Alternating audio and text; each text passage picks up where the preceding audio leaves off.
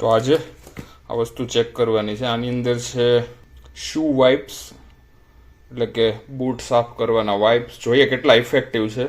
કેટલાય દિવસથી આ પાર્સલ તો આવી ગયું છે પણ ખોલવાનો ટાઈમ નથી મળતો અથવા ભૂલી જવાય છે. તો આજે ચેક કરી લઈએ કે આ કેટલું કામ કરે છે. શૂ એકદમ ગંદા છે, જોઈએ આ કેટલા ઇફેક્ટિવ છે.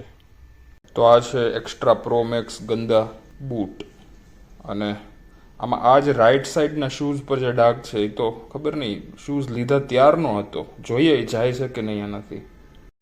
તો આ બોક્સને ઓપન કરીએ. આની અંદર 2 વાઇપ્સના પેકેટ છે. જોઈએ માથે ન પડે તો સારું છે, અધરવાઇઝ બીજી કોઈ વસ્તુ ક્લીન કરવામાં યુઝ કરવા પડશે જો શૂ ક્લીન નહીં થાય પ્રોપરલી તો. ઓકે, આ છે શૂ વેટ વાઇપ્સ અને આ છે આપણા શૂઝ. એમાં આ રાઈટ સાઈડનું શૂઝ છે એ મંગાવ્યું હતું ત્યારથી થોડુંક તો ખરાબ જ હતું અને હવે ટાઈમ જતાં વધારે ખરાબ થઈ ગયું. આના ઉપર ટ્રાય કરીએ રાઈટ સાઈડના શૂઝ ઉપર. ખાલી પીલ લખેલું છે, કાંઈ પીલ થયું નહીં, આખું તૂટી જ ગયું. જોઈએ એમાંથી એક કાઢીને. આઈ થિંક એકમાં તો નહીં થાય કેમ કે બહુ નાની સાઇઝનો વાઇપ છે. આમાં કંઈક ડિટર્જન્ટ કે સોપ કે કંઈક મેળવેલું લાગે છે. તો આ એક વાઇપની તો કેપેસિટી પૂરી થઈ ગઈ એવું લાગે છે, એકદમ મેલું થઈ ગયું છે. તો હવે બીજું વાઇપ યુઝ કરીએ, જોઈએ કેટલા ટોટલ વાઇપ લાગે છે આ શૂઝને, એક શૂઝને ક્લીન કરવા માટે.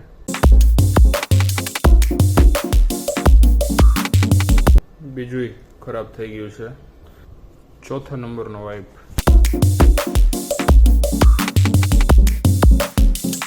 ચોથો વાઇપ એપ્લાય કર્યા પછી માઇનર એવો ડિફરન્સ દેખાય છે. હજી એક યુઝ કરીએ છીએ, થોડો ઘણો વધારે ડિફરન્સ લાગે અને ટાઈમ ઘણો લાગે છે. બહુ બધી વાર માટે ઘસવું પડે છે શૂઝને. તો ભાઈ 5 વાઇપ યુઝ કર્યા પછી થોડો ઘણો ડિફરન્સ દેખાય છે. અને આ જે માર્ક છે એ ખબર નહીં, આ શૂઝનો બર્થ માર્ક છે એ જતો જ નથી, એટલે એમાં કાંઈ થાય એમ લાગતું નથી. આપણે ટાઈમે શૂઝ રિટર્ન નથી કર્યા એટલે હવે એની સાથે જ રહેવું પડશે. અને આ છે ગંદુ શૂ. તો ડિફરન્સ વિઝિબલ છે 5 વાઇપ્સને એપ્લાય કર્યા પછીનો ડિફરન્સ. ઓલમોસ્ટ 2 શૂઝ છે એક જ સરખા બની ગયા છે. થોડો ઘણો ડિફરન્સ તો રહેવાનો, સાવ નવા તો નહીં જ થાય. આ છે યુઝ કરેલા વાઇપ્સનો ઢગલો. ફરી પાસે રાખી દઈએ એની જગ્યાએ.